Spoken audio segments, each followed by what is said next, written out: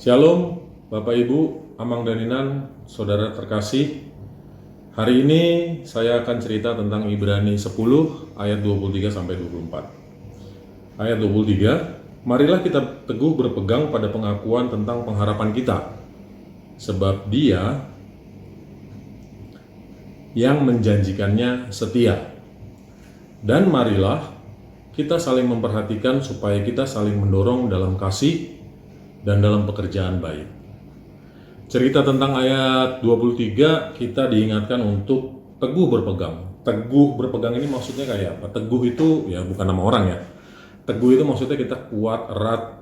Berpegang itu kita mendasarkan diri, meyakinkan diri pada sesuatu hal yang kita yakini itu adalah benar gitu. Kita teguh berpegang kepada apa? Ya kepada pengharapan kita. Pengharapan kita ke siapa? Tentunya kepada Tuhan Yesus Kristus. Kenapa? Karena Tuhan Yesus Kristus adalah Allah yang setia. Saya mau hubungkan dengan kondisi sekarang.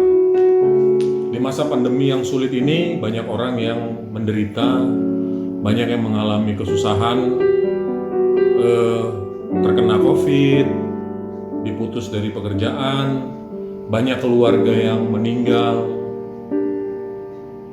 dan semuanya itu sangat mendorong, membuat suasana, membuat kondisi menjadi tidak baik.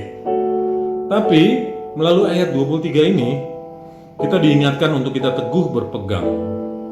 Teguh berpegang itu saya membayangkan kayak kalau bahasa sekarang makjeleb gitu. Makjeleb itu kenceng banget supaya kita yakin bahwa kita punya Allah yang setia, Allah yang akan membereskan semua urusan ini gitu.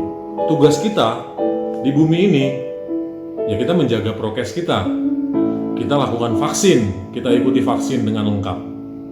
Dan yakinlah Tuhan sanggup untuk menyelesaikan ini semua.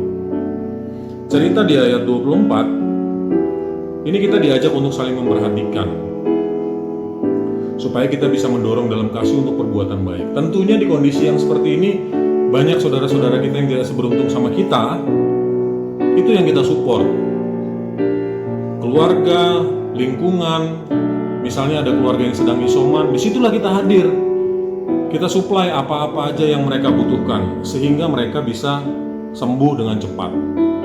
Perbuatan-perbuatan baik ini ya memang harus dilakukan, karena COVID ini nggak bisa selesai tanpa adanya kebersamaan, tanpa adanya gotong royong dari kita semua.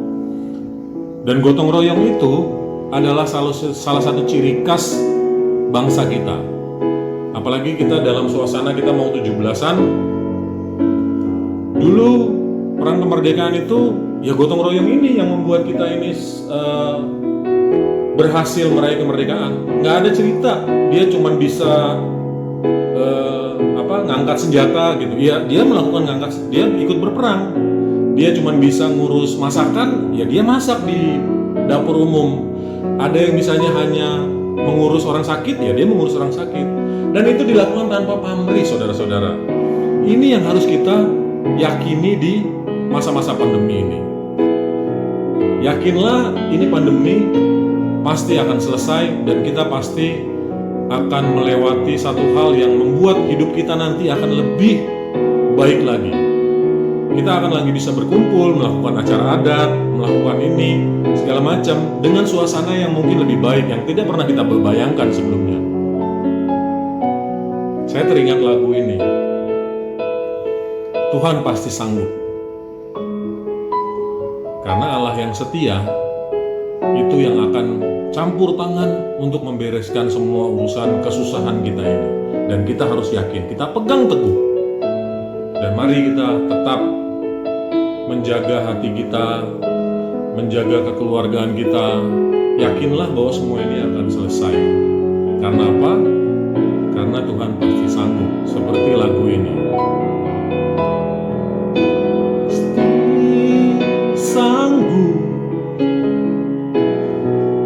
tangannya takkan terlambat untuk mengangkatmu. Tuhan masih sanggup, percaya.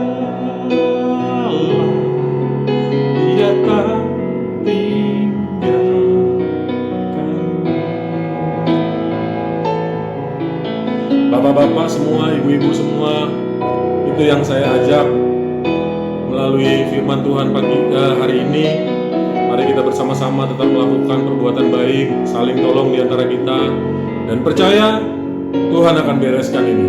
Kita pegang teguh bahwa Tuhan akan membereskan semua persoalan kita, dan kita akan jadi pemenang. Dirgahayu bangsa Indonesia, dirgahayu negeriku. Tuhan memberkati. Shalom.